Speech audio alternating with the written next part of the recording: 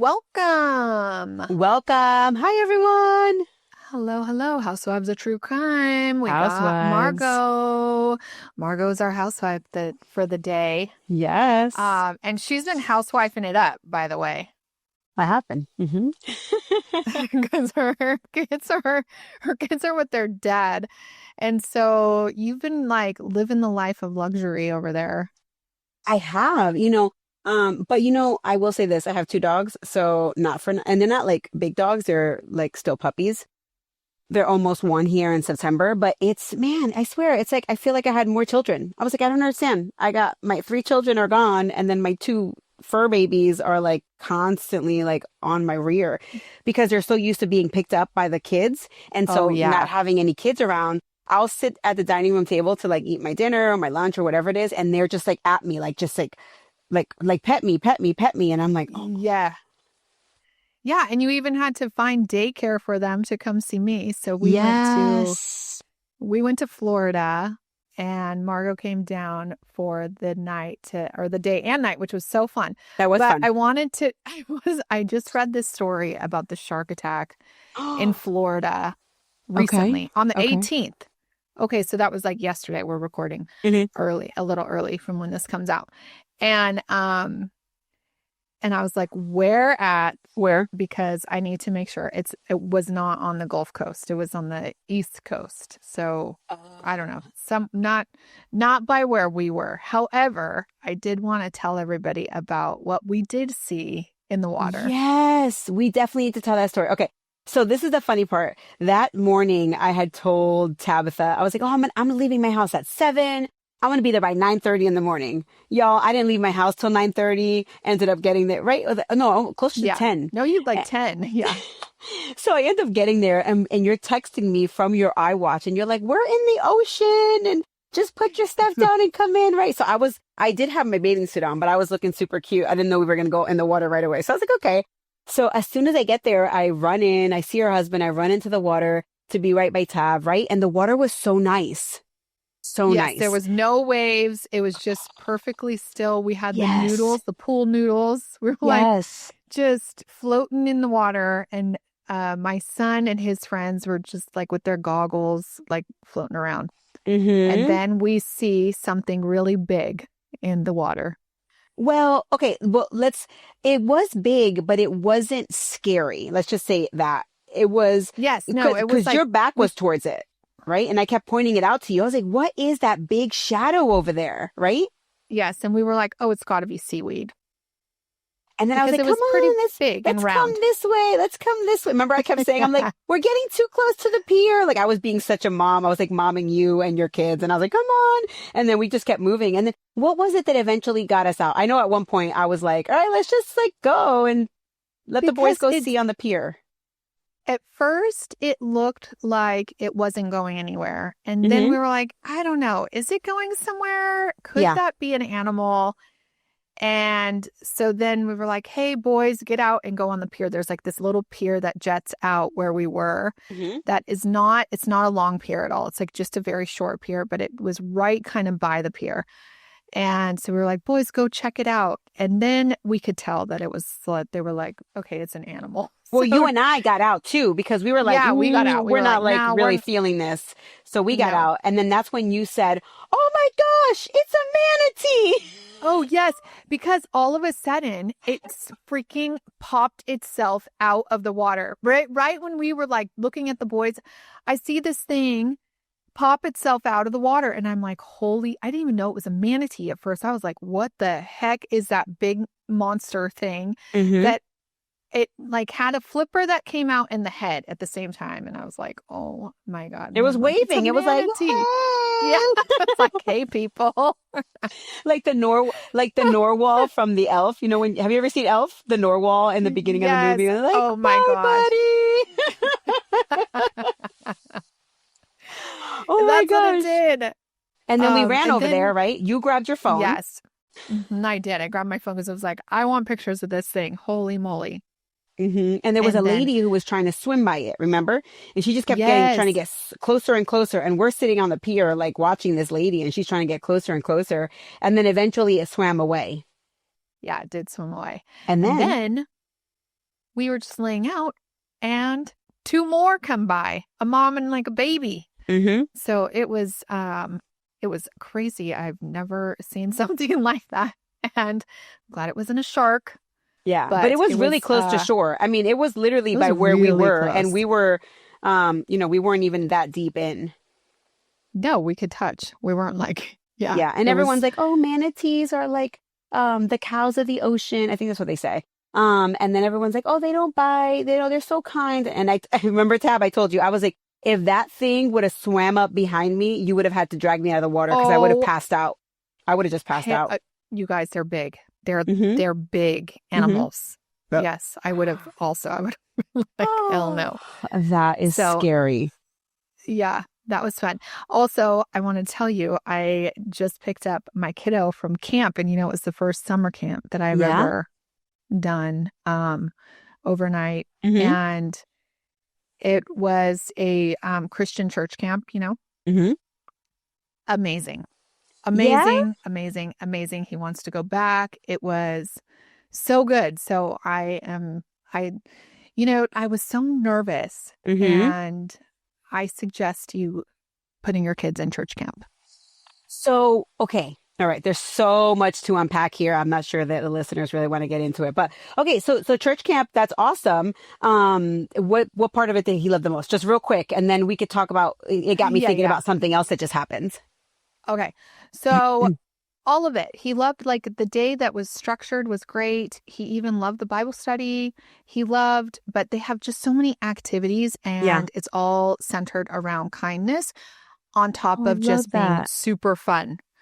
And I love that. I love all of it. Yeah. Yeah. That is so awesome. So it got me thinking about what the flash floods that happened in Texas. Remember? Yeah.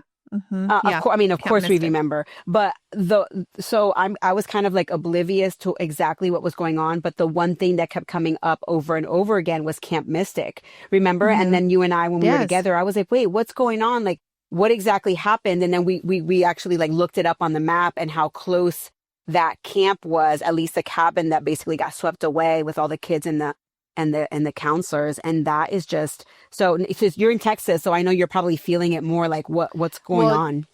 Yes. So that, to me, I was really actually even more nervous to drop my kid off at camp, right? Because we were in Texas. But, I made sure that there was no rivers or anything like that. But it's absolutely heartbreaking. I probably didn't tell you, but all of my Patreon money for July, I am sending to Camp Mystic because there's a lot of people that I know affected by it. There's actually two of the girls that had passed away were friends of friends.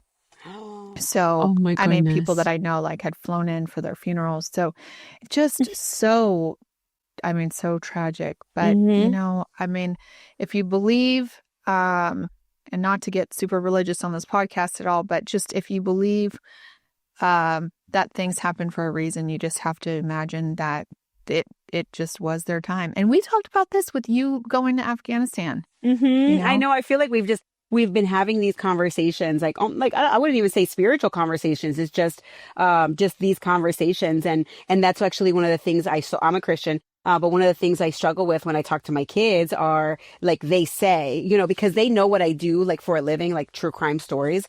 And I'm always like, you can't listen, you can't hear it. And then sometimes, they do know that I talk about death and stories where bad things happen to good people.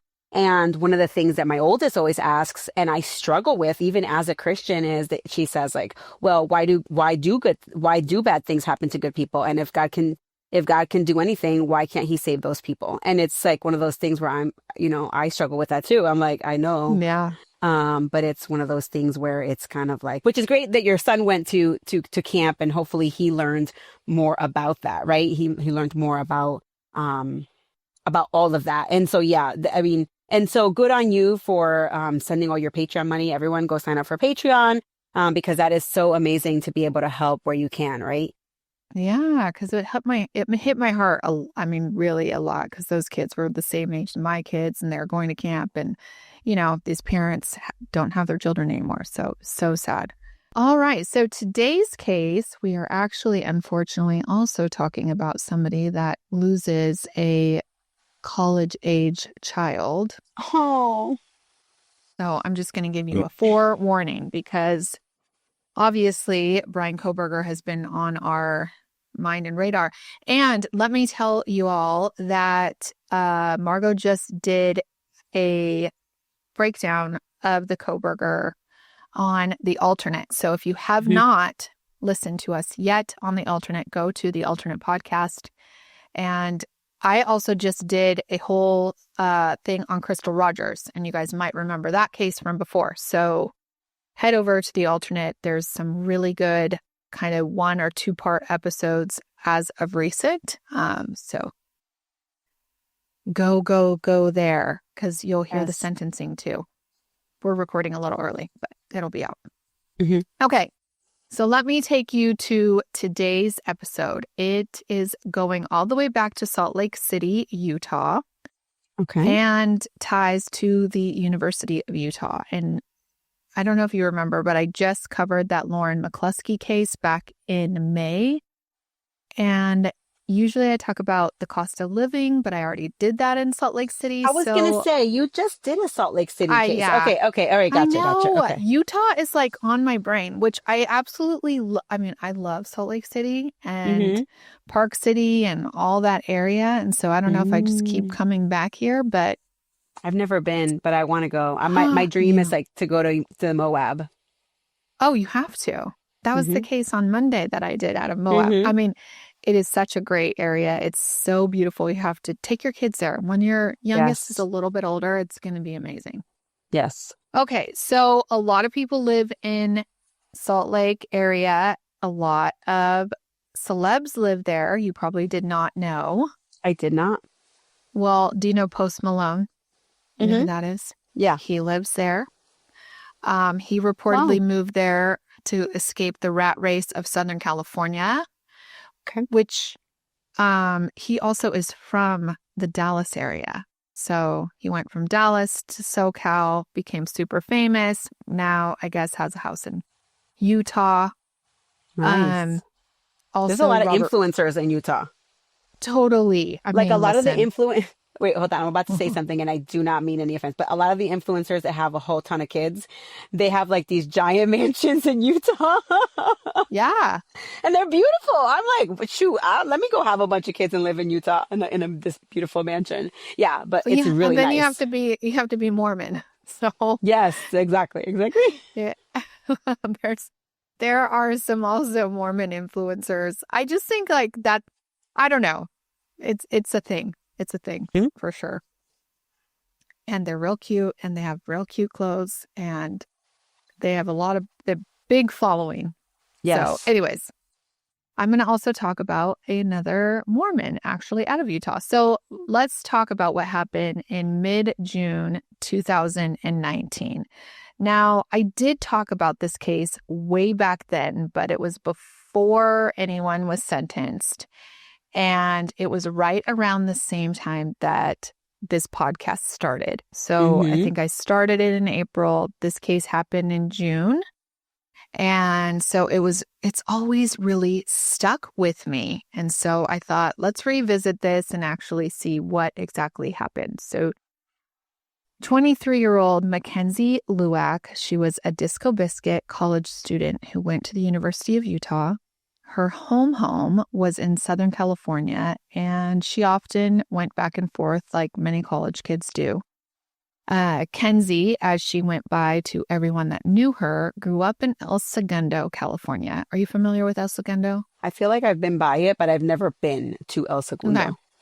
It's like actually when you fly into LAX, the town right there is El Segundo. Okay. Yeah. Okay. So you probably have been there. Well, but you is there an didn't know Air Force base? Is Los Angeles Air Force Base in El Segundo? Oh, I don't know.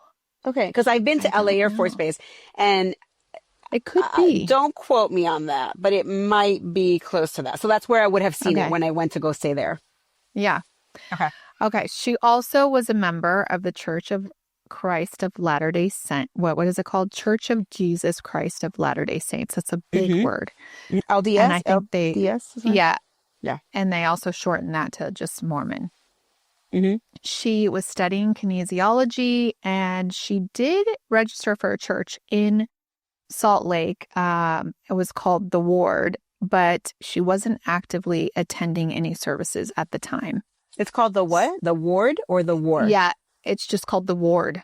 Oh, okay. WARD. Oh, Yeah. interesting. Okay. The weekend of June 14th, Kenzie flew from Salt Lake City back to Southern California to attend her grandmother's funeral.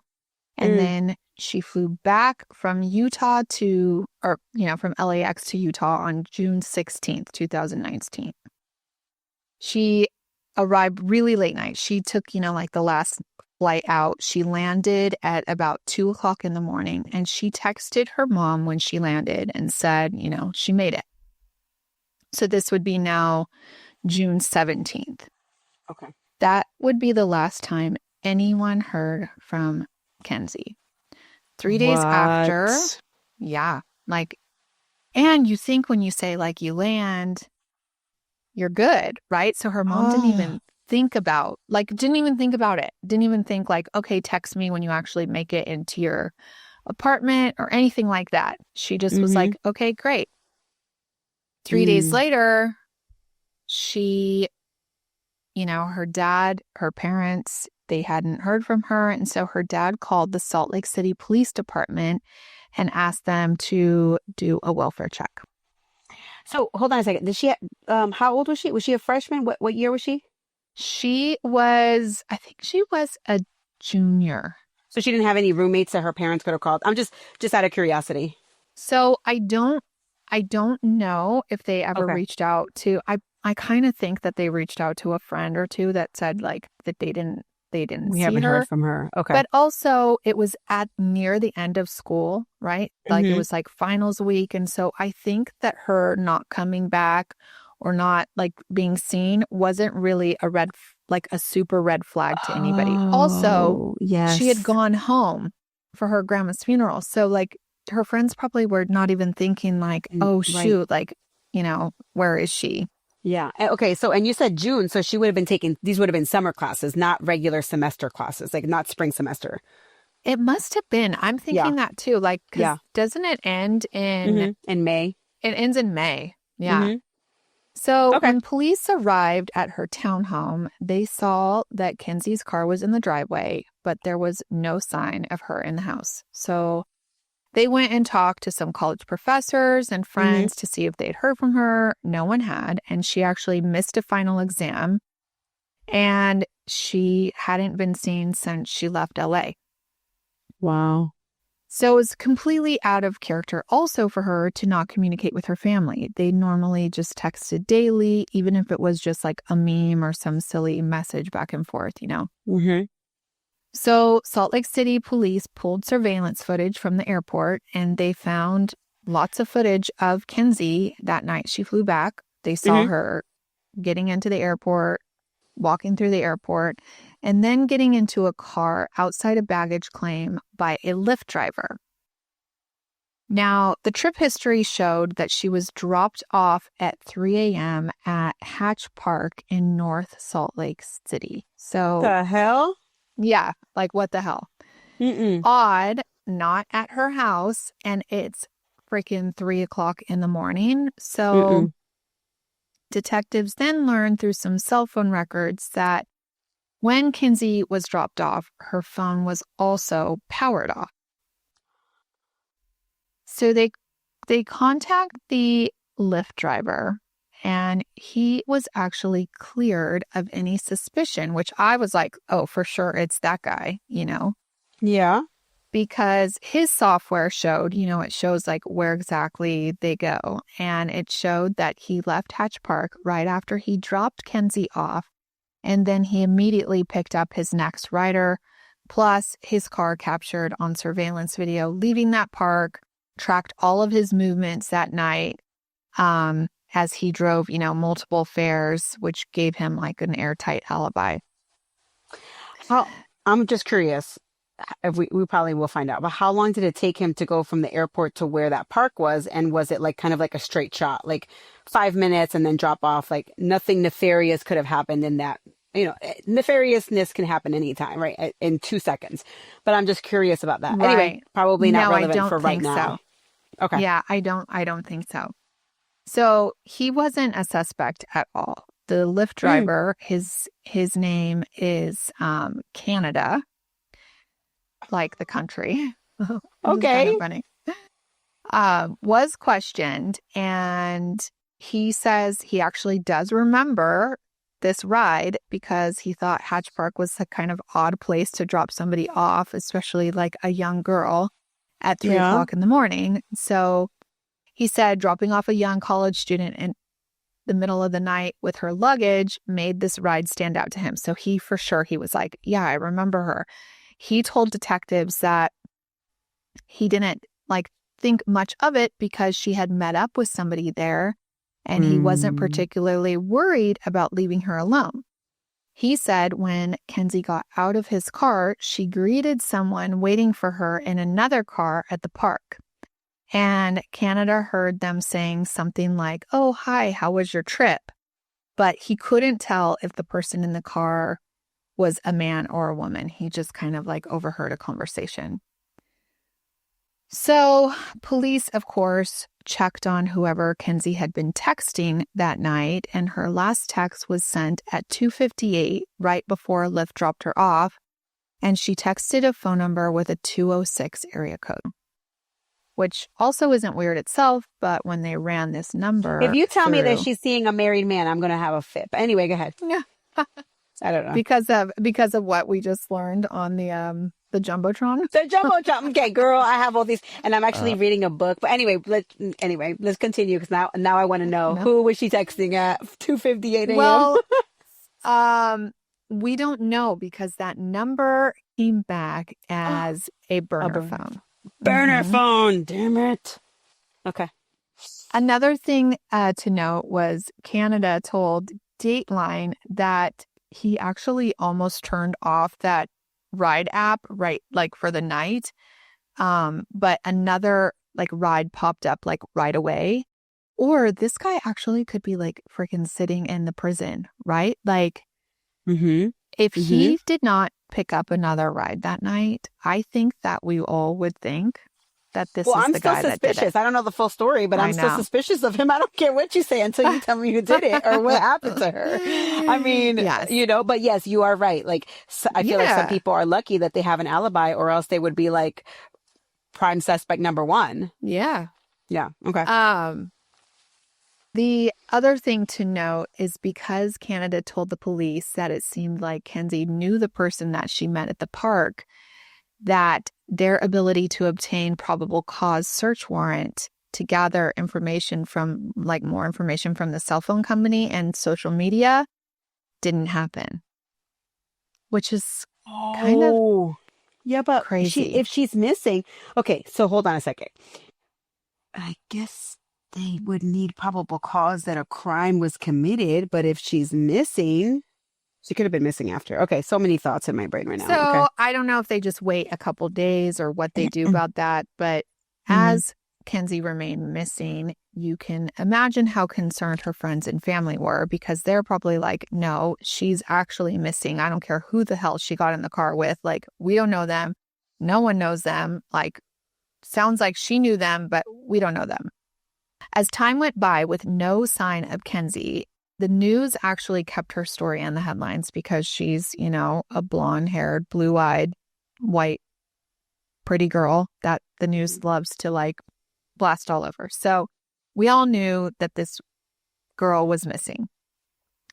Well, several men came forward to say that they had met and gone on dates with her, but they all were cleared and they had solid alibis. They just were like, we know we've been on this date with her. One Can you imagine? theory, Hold on. Can you imagine how scary it would be to be those guys and oh actually come yeah, right. forward? Like to be like, Totally. I went on a date with her and now she's missing. Like, I mean, I feel Yeah. like I would even in my personal, I feel like I would second guess whether I should come forward about that because then, yeah, then you put a target on your back. But But it's probably smart, right? no, Like it's definitely smart. if it's not you, you're like, I know her. I've been on a date with her, but it wasn't me. Hmm. One theory also came up that she was on a camping trip, and that angle was like, obviously, like it didn't come through because she was on a plane. She also had booked a plane flight to Las Vegas for June 23rd. So at that point, they're like, we know she's not somewhere that she thinks she needs to be because she's missed her plane flight to Las Vegas. She was supposed to attend a wedding. She hasn't talked to anybody. They also were watching her bank account and her social media. And actually, they found that her bank account had some sudden activity. They saw also that she was active on social media. So this was promising. But it didn't take long for them to figure out that it wasn't Kenzie using her bank account. One was a debit from Lyft that just was delayed Hmm. for some reason, probably because they were like waiting for a tip or something. And then once it didn't come through, they were like, finally, like, gotta pull that out.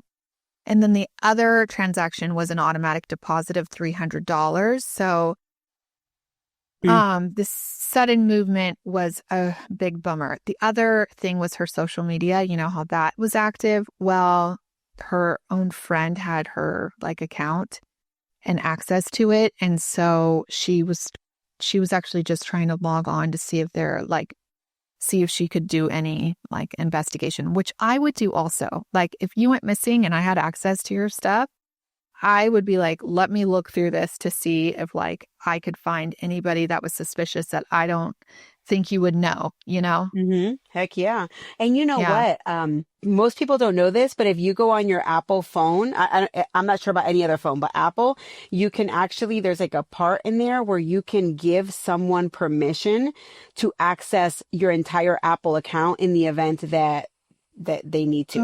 And so Oh, I actually printed out the sheet, and you can either print it out and have it like with your stuff, like just at home, yeah.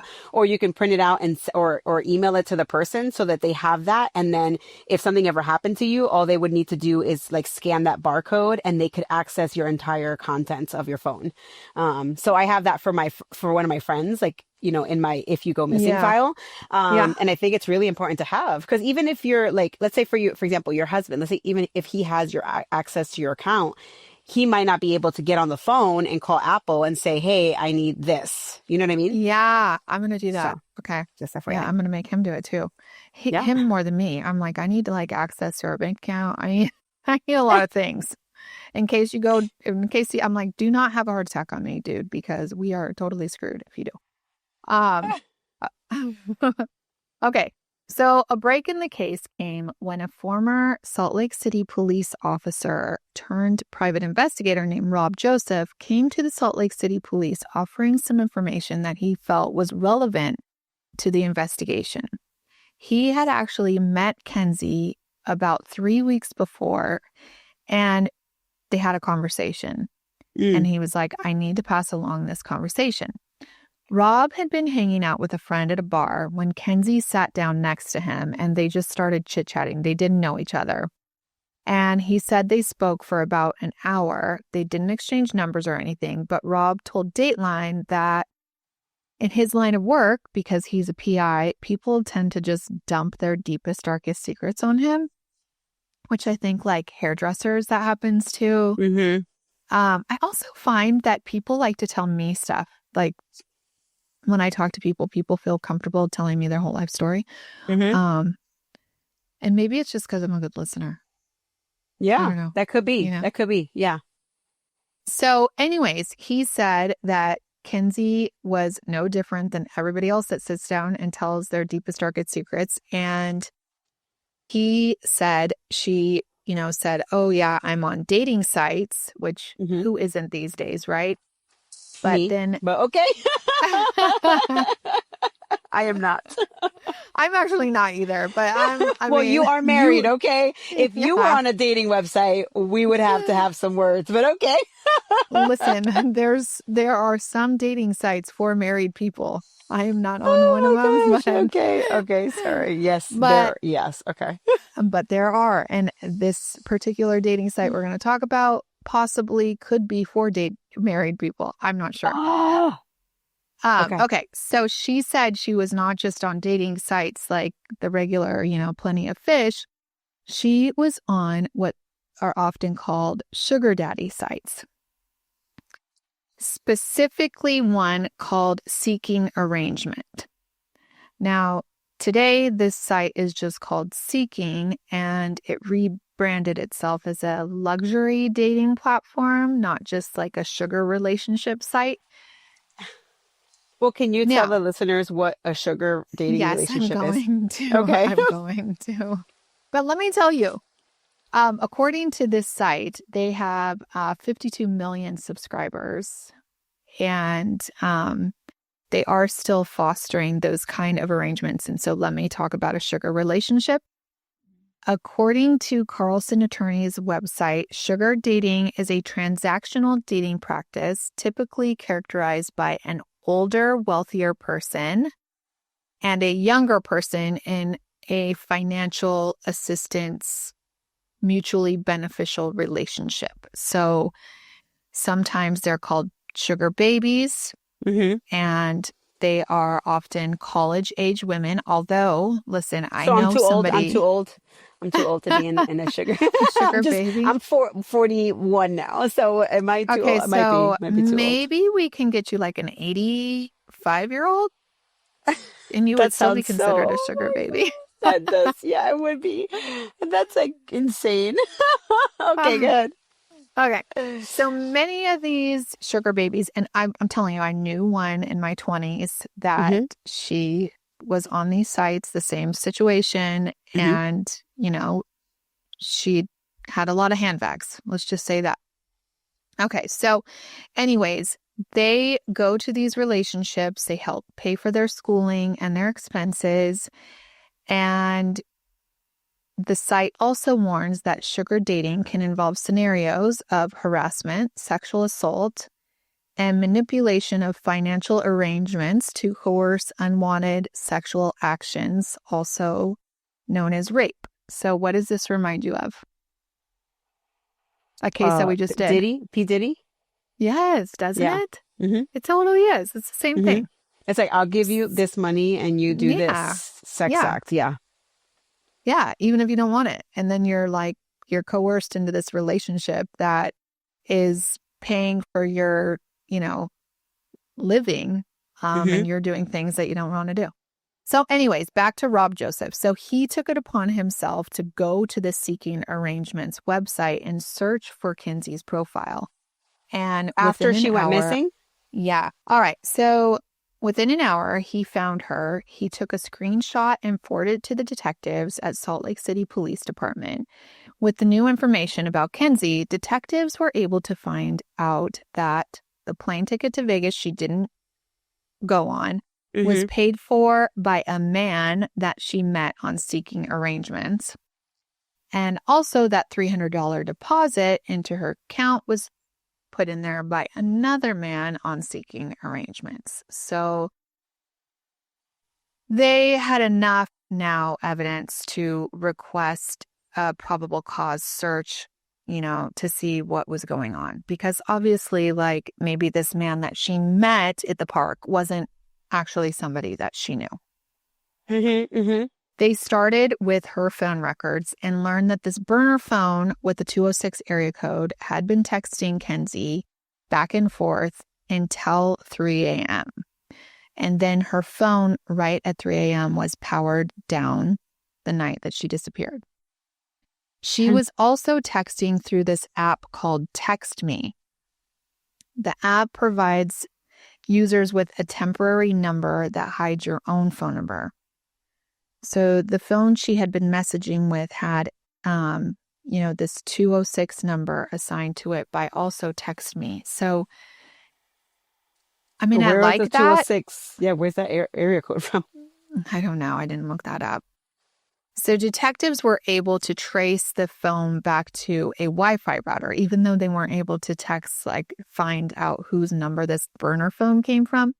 They were able to see that it was connected to a Wi-Fi router from a house located in Salt Lake City. The house was, Oh. which is great because Hmm. it took them somewhere. The house was owned by a man named Ayoola Ajayi. He went by AJ. Now, AJ was originally from Nigeria, and according to the LA Times, he had joined the Army National Guard and was a tech worker for Dell in Salt Lake City. Okay. He had done some part-time modeling and had attended Utah State University, but never graduated. And when detectives asked AJ if he knew Kenzie and showed, him her picture, he said, no, never seen her before. Of course, this begged the question as to why then was the phone that was texting her from Text Me hooking up to his Wi-Fi router. And he said, well, that's because, it could be anybody. I have an Airbnb in my basement, and so my clients have access to my Wi-Fi. So police took a walk through AJ's house, and they didn't spot anything out of the ordinary, and they just left. Well, later that evening, AJ stopped by the police station voluntarily, and he had a story. He said, actually, I did text Kenzie the night of June 17th. But it was Kenzie who reached out to him, and she didn't identify herself. He surmised that she had seen his profile on this Seeking Arrangements and texted him, so he didn't know who it was when he sent a text message back. He went How on old to is this say guy? Did you tell me already? he was 31. So not even So that much he older wasn't even than that. her. Yeah, he's not really that much No, older. He she should was not be on this 23. website. No, Yeah, okay. she's 23. And Yeah, it that's doesn't good. really Okay. sound like he's a sugar daddy either. Like, to be honest Right, with like you. how? Like, Yeah, it's not like he has like. Yeah, okay. okay. So he's saying, he doesn't even know. He texted her from the Seeking Arrangements. She texts back from this private phone. He has no idea, like, who she even is because she's the one that found his profile. He went on to say that there was a possibility that he had talked to her in the past, but that Kenzie had ghosted him and that he had forgotten about her. Before he left, AJ gave detectives his real phone number, and so they wasted no time getting search warrants for his cell phone records. Well, his cell phone records were able to track that AJ did actually have some movements during the night that Kenzie went missing, and his records showed that he left his house and went to Hatch Park, arriving at the same time as Kenzie got there with her lift. What? 3:00 in the morning. There 3 he o'clock in the morning. goes. So then police had enough information from the cell records that they obtained a search warrant for AJ's house. Now, when they entered the house, it smelled like bleach. And there was also a mattress missing from one of the bedrooms. Now, one of AJ's neighbors told police that he had illegally burnt something in his backyard recently, and she reported that the fire was super smoky and smelled real gross. And actually, some of the stuff from the fire floated into her yard. So she showed the police what landed there, and it looked like pieces of fabric or stuff that came off of like articles of clothing, which I'm thinking if he burned a mattress, that's a lot of stuff, When they looked in AJ's backyard, they found a spot in the ground that looked like it was recently disturbed, like it had been dug up. And so, fearing the worst, they brought in a cadaver dog who immediately signaled on that dirt that there were human remains. So they took AJ, who had been just watching this the whole time, into custody, and crime scene technicians started to excavate the site.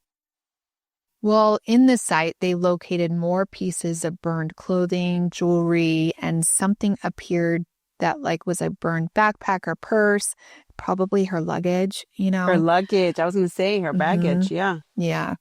And then a badly burned iPhone at the very bottom of the hole that they dug out. Did it still have like the serial number on it or something? I don't know. I don't think so. Oh. The medical examiner positively identified bits of human tissue in there too, but they weren't definitive enough that it was Kenzie's or any of it was Kenzie's at this point, which I'm like, are you sure? So they actually had to let this douchebag go. Oh, wait, Yeah. they didn't find, wait, hold on a second. Yeah, it's weird. Was it a human? Did they know that it was a dead person? They did not find any dead person. They just found like stuff. And they thought what they could find was some pieces of a human, but it must have been so small that they were like, we don't really know. Let's send this off to the crime lab. They let him go. And then really shortly after, the crime lab quickly was able to identify that the tissue was consistent with Kenzie. So then they rearrested him right away. Oh, okay. So okay. It was short-lived, but I would have been worried that this guy was going to take off, Yeah. Yeah.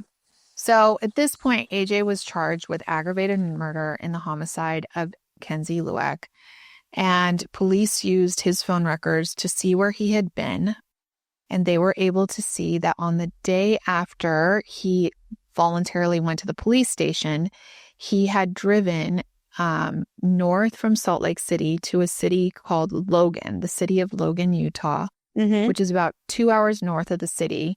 And from Logan, he drove up to Logan Canyon, stopped there, and then drove back to Salt Lake City a couple hours later. So detectives drove up to Logan Canyon to look for Kenzie's remains. And after a full day of searching, they located her. Ah. So what they believe is, and I'm sure this is what happened, is that AJ had burned Kenzie, then buried her in his backyard. And then after the police came there that night, that day when they were looking for her, he dug her up and moved her to this canyon where they found her. Wow. So with all this going on, AJ... Did he bury her in the canyon? Or he just put her remains? Okay, so they had to do digging. They had to dig. Just it was like a very... superficial, he probably took a shovel out there and nothing big. So with all this going on, AJ face was all over the news. I remember this. I talked about this case a lot. I even talked about him. And what I didn't know, which came out, is that this prompted another woman to come forward who said that she had met him on a religious-based dating app a year before. And she told investigators that he had sexually assaulted her at his house. And which is so sad because, who knows how many people he had sexually assaulted. It could have been more than just this woman also. And she was not even going to come forward. She was just going to live with that abuse, So they added that aggravated kidnapping and forcible sexual assault to his list of charges. A construction contractor also contacted the police, which is super eerie. So he had contacted this construction worker and requested that he built a secret room under his porch. Listen to this. This is so disturbing. He said he wanted it done in a really short amount of time, and the contractor said that he requested the room to be soundproof, with hooks mounted high on the ceiling of this concrete wall, and a lock to be a fingerprint-controlled lock. That is scary AF, dude. The contractor turned down the job because he was like, dude, this was creep factor all over it. And he did ask AJ what he was planning on using the room for, and he said it was to hide alcohol from his girlfriend who is Mormon. Okay, more disturbing information